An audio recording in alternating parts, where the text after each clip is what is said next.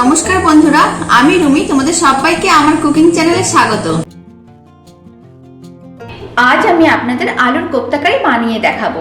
আলু কিন্তু আমাদের সবার বাড়িতে থাকে, আর আলু দিয়ে বানানো এই কোপ্তা কারিটা কিন্তু খেতে খুবই ভালো হয়। বাড়িতে আপনারা অবশ্যই একবার বানিয়ে দেখবেন। এটা কিন্তু সম্পূর্ণ নিরামিষভাবে বানানো হয়েছে, আপনারা আমিষের দিনও বানিয়ে দেখতে পারেন। আলুর কোপ্তা কারির রেসিপিটা শেষ পর্যন্ত দেখার জন্য আপনাদের কাছে আমার অনুরোধ রইল। আর রেসিপিটা ভালো লাগলে চ্যানেলটিকে সাবস্ক্রাইব করে নেবেন, পাশে থাকা বেল আইকনটি প্রেস করে নেবেন। আমি যখন নতুন কোনো ভিডিও আপলোড করব আপনাদের কাছে সবার প্রথমে পৌঁছে যাবে। আর এই আলুর কোপ্তা কারির রেসিপিটা বাড়িতে বানালে আমাকে কিন্তু কমেন্ট বক্সে জানাতে একেবারেই ভুলবেন না খেয়ে আপনাদের কেমন লাগলো। তো চলুন দারুণ স্বাদের আলুর কোপ্তা কারিটা বানানো শুরু করা যাক। আলুর কোপ্তা কারিটা বানানোর জন্য প্রথমে আমি এখানে দুটো বড় সাইজের আলুকে সেদ্ধ করে রেখেছিলাম। এখন এই আলুগুলোকে ভালো করে ম্যাশ করে নিতে হবে।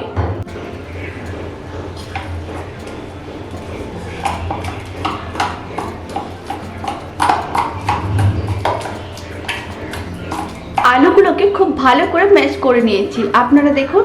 আর এইভাবে একটু ছোট ছোট টুকরো টুকরো দানার মতন রেখেছি, তাহলে আলুর কোপ্তা কারিটা খেতে অনেক বেশি ভালো লাগবে। এখন আমি এর মধ্যে দিয়ে দিচ্ছি 1 চামচের 3 ভাগের 1 ভাগ লবণ। স্বাদ মতন আমি লবণ দিলাম। আর দিচ্ছি সামান্য পরিমাণ গরম মশলার গুঁড়ো। আর দিয়ে দেবো 1 চামচের 4 ভাগের 1 ভাগ ভাজা মশলার গুঁড়ো। আর দিয়ে দিচ্ছি 1 চামচের 3 ভাগের 1 ভাগ লঙ্কার গুঁড়ো। এবার দিয়ে দেবো 2 চামচ বেসন।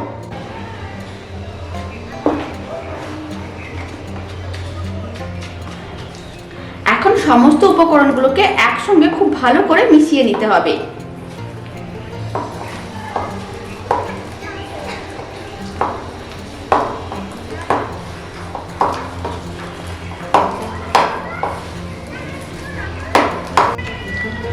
সমস্ত উপকরণগুলো খুব ভালো করে মেশানো হয়ে গেছে। এখন আমি হাতে অল্প পরিমাণ তেল নিয়ে নিয়েছি, আর কিছুটা করে এইভাবে অংশ নিয়ে নিতে হবে। তারপরে একটা বলের মতন করে বানিয়ে নেব, ঠিক এইভাবে। এইভাবে আমি সমস্ত আলুর কোপ্তাগুলো বানিয়ে নেব। এখন আমি আপনাদের আর একটা দেখিয়ে দিচ্ছি। তার জন্য আবারও কিছুটা অংশ নিয়ে নিলাম। এইভাবে হাতের মধ্যে নিয়ে গোল বলের মতন করে বানিয়ে একটু চ্যাপ্টা করে নিতে হবে। ঠিক একইভাবে আমি সমস্ত আলুর কোপ্তাগুলো বানিয়ে নিচ্ছি, তারপর একেবারে একসঙ্গে দেখাচ্ছি। সমস্ত আলুর কোপ্তাগুলো রেডি করে নিয়েছি। এখানে কিন্তু আমি দুটো বড় সাইজের আলু দিয়ে অনেকগুলোই কোপ্তা রেডি করে নিয়েছি। এখন আলুর কোপ্তাগুলোকে ভেজে নিতে হবে। আলুর কোপ্তাগুলোকে ভাজার জন্য এখন একটি কড়াইকে গ্যাসের উপর বসিয়ে দিয়েছি। কড়াইটাকে প্রথমে গরম করে নিতে হবে। কড়াইটা গরম হয়ে গেছে। এখন কড়াইয়ের মধ্যে আমি দিয়ে দিচ্ছি 2 চামচ সরষের তেল। এবার তেলটা কড়াইয়ের চারিদিকে ভালো করে ছড়িয়ে দিচ্ছি। তেলটা গরম হয়ে গেছে। এখন আমি কড়াইয়ের মধ্যে যে কোপ্তাগুলো বানিয়ে রেখেছি সেই কোপ্তাগুলো দিয়ে দেবো।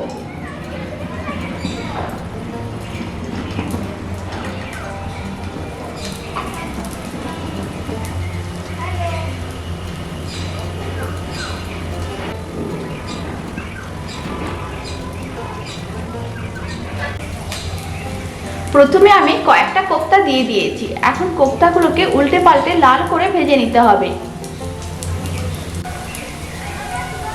1 মিনিট হয়ে গেছে। এখন আমি আলুর কোপ্তাগুলোকে একটু উল্টে পাল্টে নেব। আর উল্টানোর সময় কিন্তু খুব সাবধানে উল্টে পাল্টে নিতে হবে। এইভাবে উল্টে পাল্টে কোপ্তাগুলোকে লাল করে ভেজে নিতে হবে।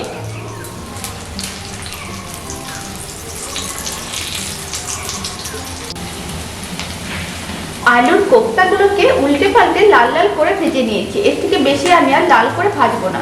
এখন আলুর কোপ্তাগুলোকে তুলে নিতে হবে। আর বাকি যে আলুর কোপ্তাগুলো রেডি করে রেখেছি সেইগুলোকেও একইভাবে আমি লাল লাল করে ভেজে নিচ্ছি। এইভাবে আপনারা নিরামিষ দিনে আলুর কোপ্তা কারিটা বানিয়ে দেখবেন, খেতে কিন্তু খুবই ভালো হয়। সমস্ত আলুর কোপ্তাগুলো ভাজা হয়ে গেছে। এবার আমি আলুর কোপ্তা কারিটা বানিয়ে নেব। আবারও আমি কড়াইয়ের মধ্যে দিয়ে দেবো 1 চামচ সরষের তেল। বড়াগুলো ভেজে নেওয়ার পরে 1 চামচ তেল ছিল, আর তার মধ্যে আমি আরো 1 চামচ তেল দিয়ে দিয়েছি। এখন প্রথমে আমি দিয়ে দেবো দুটো শুকনো লঙ্কা ফোড়ন। আর দিয়ে দিচ্ছি হাফ চামচের মতন গোটা জিরে। এখন ফোড়নগুলোকে 10 সেকেন্ডের মতন ভেজে নেব। ফোড়নটা ভাজা হয়ে গেছে। এখন আমি তেলের মধ্যে দিয়ে দিচ্ছি 1 চামচের 3 ভাগের 1 ভাগ লবণ। এবার লবণটাকেও তেলের সঙ্গে ভালো করে মিশিয়ে নিতে হবে। এইভাবে অল্প পরিমাণ তেলের মধ্যে লবণ দিয়ে দিলে মশলাগুলো দেওয়ার পরে তেলটা কিন্তু আর ছিটকে আসবে না। এখন আমি এই তেলের মধ্যে দিয়ে দেবো 1 চামচ আদা বাটা, আর দিয়ে দিচ্ছি হাফ চামচ জিরের গুঁড়ো, সামান্য পরিমাণ হলুদ গুঁড়ো দিচ্ছি 1 চামচের 4 ভাগের 1 ভাগ,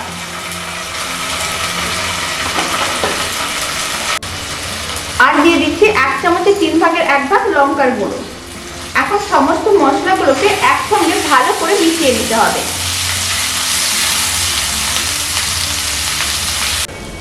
মশলাগুলোকে একসঙ্গে ভালো করে মিশিয়ে নেওয়া হয়েছে। এখন আমি এর মধ্যে দিয়ে দিচ্ছি সামান্য পরিমাণ জল। জলটাকেও মশলার সঙ্গে ভালো করে মিশিয়ে জলটাকে শুকনো করে নিতে হবে। আর মশলাগুলোকে ভালো করে কষিয়ে নিতে হবে যতক্ষণ না মশলার থেকে তেল আলাদা হচ্ছে। এখন 2 মিনিট পরে দেখাচ্ছি, আপনারা দেখুন জলটা কিন্তু শুকিয়ে গেছে আর মশলার থেকে তেল আলাদা হয়ে গেছে। এই সময় আমি এর মধ্যে দিয়ে দিচ্ছি কেটে রাখা একটা টমেটো। টমেটোগুলোকে একসঙ্গে ভালো করে মিশিয়ে নিতে হবে। ভালো করে মেশানো হয়ে গেছে। আর আমি দিয়ে দিচ্ছি এখানে 4 মগজ ও কাজু বাদামকে আগে থেকে পেস্ট করে রেখেছিলাম মিক্সিতে, সেই মিশ্রণটা এখন আমি দিয়ে দেবো। এখানে আমি 2 চামচ 4 মগজ ও 10-12টার মতন কাজু বাদামকে পেস্ট করে নিয়েছিলাম, সেই মিশ্রণটা দিয়ে দিয়েছি। এখন আবারও খুব ভালো করে কষিয়ে নিতে হবে যতক্ষণ না মিশ্রণটা শুকনো হচ্ছে।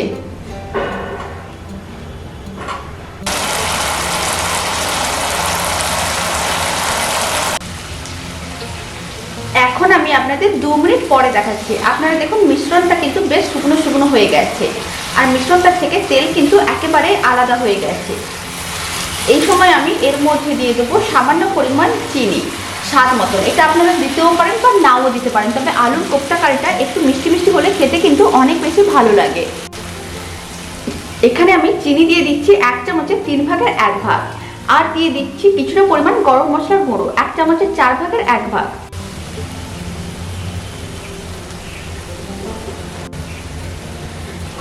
আবারও খুব ভালো করে মিশিয়ে নিতে হবে। খুব ভালো করে মেশানো হয়ে গেছে। এবার আমি এর মধ্যে দিয়ে দিচ্ছি পরিমাণ মতন জল। এখানে আমি একটা বড় সাইজের বাটি নিয়েছি, তার মধ্যে আমি হাফ বাটি জল নিয়েছি, সেই জলটা এখন আমি দিয়ে দেবো। আবারও জলের সঙ্গে মশলাগুলোকে খুব ভালো করে মিশিয়ে নিতে হবে। ভালো করে মেশানো হয়ে গেছে। এখন ঝোলটা ফুটে ওঠা পর্যন্ত অপেক্ষা করব। ঝোলটা ফুটে উঠেছে। এখন আমি ফ্লেমটাকে মিডিয়ামে করে দিচ্ছি আর আলুর যে কোপ্তাগুলো ভেজে রেখেছি সেইগুলো এখন ঝোলের মধ্যে দিয়ে দিতে হবে।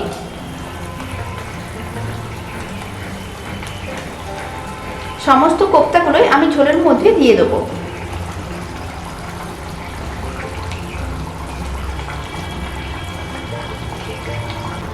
কোপ্তাগুলো ঝোলের মধ্যে দিয়ে দিয়েছি। এখন আমি এইভাবে একটু উল্টে পাল্টে দেবো। উল্টে পাল্টে এইভাবে আমি মিডিয়াম ফ্লেমে 5 মিনিটের মতন রান্না করে নেব।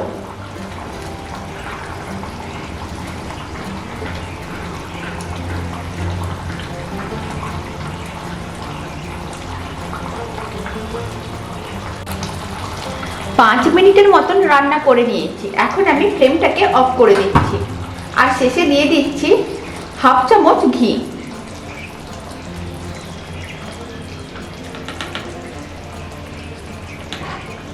আলুর কোপ্তা কারিটা কিন্তু একেবারেই রেডি হয়ে গেছে। এখন আমি আলুর কোপ্তা কারিটাকে একটা বাটিতে করে নামিয়ে নেব। এখন আমি কয়েকটা আলুর কোপ্তা কারিকে একটা বাটিতে করে নামিয়ে নিয়েছি। রেসিপিটা শেষ পর্যন্ত দেখার জন্য আপনাদের অসংখ্য ধন্যবাদ। আর এই আলুর কোপ্তা কারি রেসিপিটা ভালো লাগলে চ্যানেলটিকে সাবস্ক্রাইব করে নেওয়ার অনুরোধ রইল। পাশে থাকা বেল আইকনটি প্রেস করে নেবেন। আমি যখন নতুন কোনো ভিডিও আপলোড করব আপনাদের কাছে সবার প্রথমে পৌঁছে যাবে। বাড়িতে বানালে আমাকে কিন্তু কমেন্ট বক্সে জানাতে একেবারেই ভুলবেন না আলুর কোপ্তা কারিটা খেয়ে আপনাদের কেমন লাগলো। তো চলুন, দারুণ স্বাদের আলুর কোপ্তা কারির রেসিপিটা এখানে শেষ করছি। আপনারা সবাই ভালো থাকবেন, সুস্থ থাকবেন। আপনাদের সঙ্গে আবার আমার পরবর্তী ভিডিওতে দেখা হচ্ছে।